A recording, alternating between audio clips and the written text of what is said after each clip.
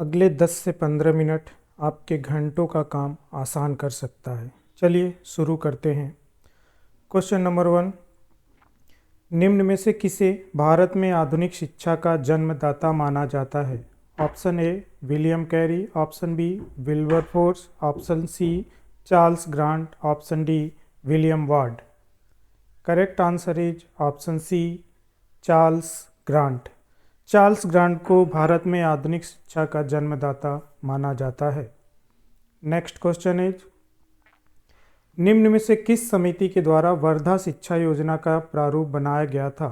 Option A Rajendra Prasad समिति, option B Jawaharlal Nehru समिति, option C Rajagopalachari समिति, ऑप्शन डी जाकिर हुसैन समिति। बहुत इंपॉर्टेंट है, वर्धा शिक्षा योजना से हमेशा सवाल पूछा जाता है। Correct answer is option D Zakir Hussain समिति। दरअसल सन 1937 ईस्वी में महात्मा गांधी द्वारा प्रस्तावित वर्धा शिक्षा योजना का प्रारूप डॉक्टर जाकिर समिति द्वारा बनाया गया था, जिसमें क्या था? इस योजना में 7 से 14 वर्ष के विद्यार्थियों के लिए निःशुल्क तथा अनिवार्य शिक्षा को देने की बात की गई थी। साथ ही साथ उसमें ये भी प्रावधान था कि ये अनिवार्य शिक्षा जो है बच्चों को मातृभाषा में दी जाए। तो correct answer is option D Zakir Hussain समिति।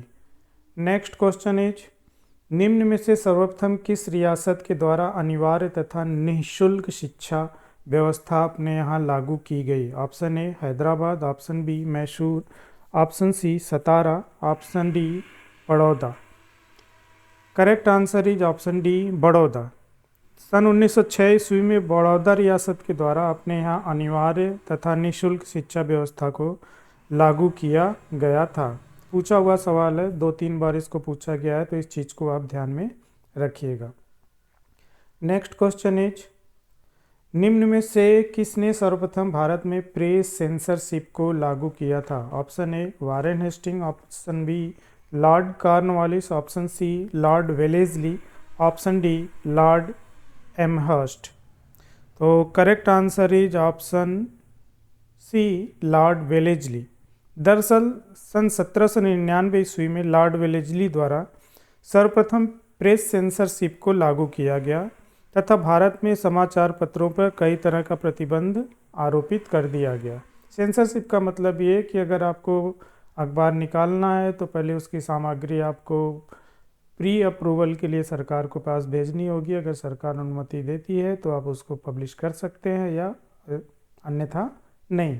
तो ये काम जो है सबसे पहले लॉर्ड वेलेस्ली ने किया और आने वाले समय में ब्रिटिश सरकार के द्वारा भारतीय मीडिया पे तरह तरह के प्रतिबंध जो है वो लगाए गए, क्योंकि मीडिया के माध्यम से भारत में राष्ट्रवाद की भावना बड़ी तेज़ी से पनपी। सबसे ज़्यादा कुख्यात तो रहा वर्नाकुलर प्रेस एक्ट, उस पर भी सवाल हैं, देखेंगे उसको। नेक्स्ट क्वेश्चन इज, बहिष्कृत भारत को निम्न में से किस भाषा में प्रकाशित किया गया था? Option A Hindi, option B Marathi, option C Gujarati, option D उपरोक्त सभी। तो इसका करेक्ट आंसर है ऑप्शन बी मराठी।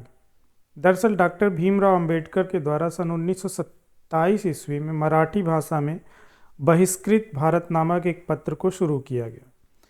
इस पत्र का मुख्य उद्देश्य अस्पृश्यता के विरुद्ध संघर्ष तथा दलितों के सामाजिक, राजनैतिक एवं उनके शैक्षणिक अधिकारों के लिए संघर्ष करना था।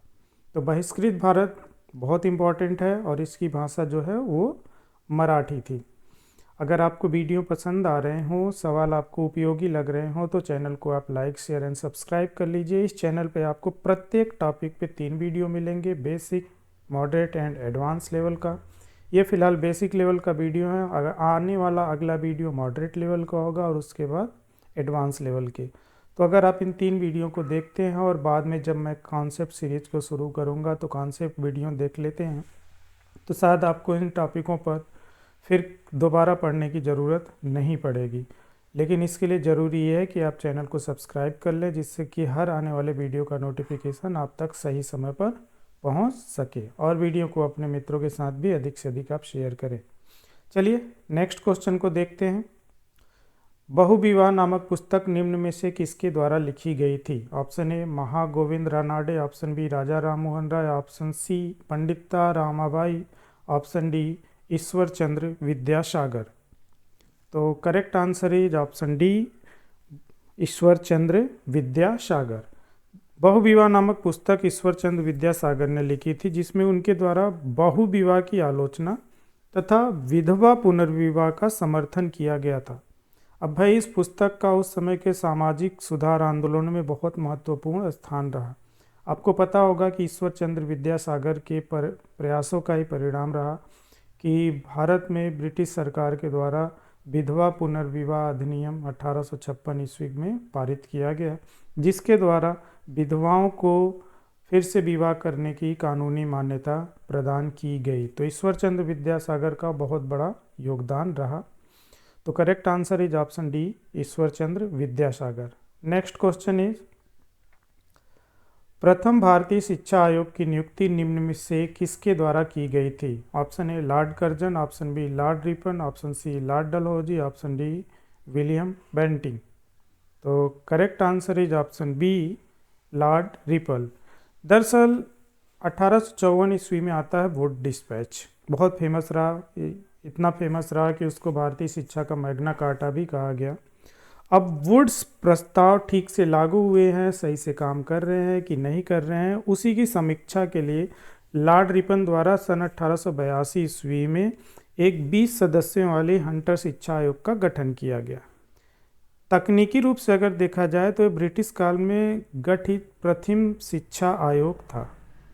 इसने जो है कि प्राथमिक शिक्षा पे सबसे ज़्यादा बल दिया था। इस पे भी सवाल पूछा जाता है कि हंटर आयोग ने सबसे ज़्यादा बल किस पे दिया, तो प्राथमिक शिक्षा पे इसने बल दिया था। तो तकनीकी रूप से लॉर्ड रिपन के द्वारा गठित हंटर शिक्षा आयोग ही भारत में प्रथम शिक्षा आयोग था। इस चीज़ को आपको ध्यान में रखना है, गलती से भी आप इसका उत्तर वुड डिस्पैच को ना लगाएं। नेक्स्ट क्वेश्चन इज निम्न में से फादर ऑफ इंडोलॉजी के नाम से किसे जाना जाता था? Option A James Prinsep, option B Charles Wilkins, option C William Jones, option D James Fraser. तो correct answer is option C William Jones. William Jones को फादर ऑफ इंडोलॉजी के नाम से जाना जाता है। अब विलियम जोन्स ने सन 1784 ईस्वी में बंगाल में एशियाटिक सोसाइटी की स्थापना की थी। अब इस संस्था के अंतर्गत कई प्रसिद्ध भारतीय पुस्तकों का अनुवाद भी किया गया था। तो ध्यान रखिए कि father of Indology William Jones. Next question is निम्न में से सर्वप्रथम लोक शिक्षा विभाग की स्थापना कब की गई थी? ऑप्शन ए सन 1854 ईस्वी, ऑप्शन बी सन 1855 ईस्वी, ऑप्शन सी सन 1856 ईस्वी, ऑप्शन डी सन 1857 ईस्वी। तो correct answer is option B सन 1855 ईस्वी में। दरअसल सन 1854 ईस्वी में जो वुड डिस्पैच आया उसमें कई संस्तुतियां की गई थी, लगभग 100 अनुच्छेद थे, 100 संस्तुतियों के आप मान सकते हैं। अब उसमें से एक संस्तुति ये की गई थी कि भाई प्रत्येक प्रांत में एक लोक शिक्षा विभाग की स्थापना की जाए। अब इसी सिफारिश के आधार पर सर्वप्रथम 1855 ईस्वी में 5 प्रांतों में लोक शिक्षा विभाग की स्थापना की गई थी। तो आपका करेक्ट आंसर हो जाएगा ऑप्शन बी सन 1855 ईस्वी में। और आपको किस टॉपिक पे वीडियो चाहिए, किस पैटर्न का वीडियो चाहिए, एमसीक्यूज आपको पसंद आ रहा है या आपको कॉन्सेप्ट वीडियो चाहिए, इस संदर्भ में अगर आपके पास कोई सुझाव हो, आपके जो विचार हों, उसको आप कमेंट सेक्शन में ज़रूर बताएं, जिससे कि मैं उस पर भी काम कर सकूं, जिससे कि आपका अधिक से अधिक फ़ायदा हो सके। नेक्स्ट क्वेश्चन है निम्न में से ब्रिटिश काल में सर्वप्रथम शिक्षा विभाग की स्थापना कब हुई थी? ऑप्शन ए सन 1904 ईस्वी, ऑप्शन बी सन 1906 ईस्वी, ऑप्शन सी सन 1908 ईस्वी, ऑप्शन डी सन 1910 ईस्वी।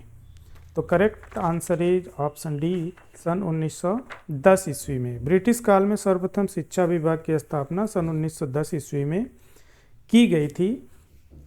अब इस शिक्षा विभाग को स्थापित कराने के संदर्भ में गोपाल कृष्ण गोखले का प्रयास अत्यंत सराहनीय रहा था। तो correct answer is option D, सन 1910 ईस्वी में। तो आज के वीडियो में फ़िलहाल तो इतना ही। अगला आने वाला वीडियो जो है वो आपको इसी टॉपिक पे मिलेगा जो मॉडरेट लेवल का होगा। इस वीडियो का पीडीएफ आपको टेलीग्राम लिंक पे मिल जाएगा, जो कि मैं कमेंट सेक्शन में मेंशन कर दूंगा। अगर इस वीडियो से संबंधित प्रश्नों के बारे में आपके दिमाग में कोई भी डाउट हो, कोई भी क्वेरी हो, तो आप कमेंट सेक्शन में उसको ज़रूर पूछें। आपके सुझाव का भी मुझे इंतज़ार रहेगा। तो मिलते हैं अगले वीडियो में, तब तक के लिए जय हिंद।